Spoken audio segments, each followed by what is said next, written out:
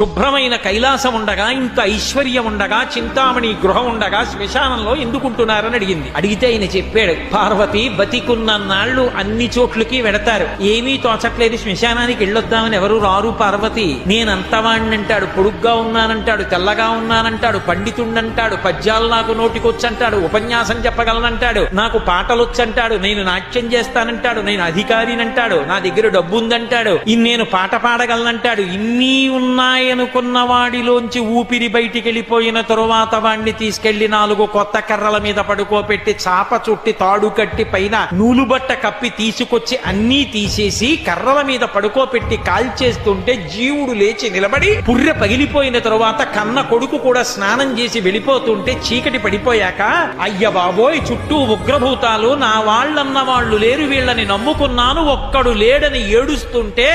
నేనున్నాను రా అని చెప్పడానికి నేను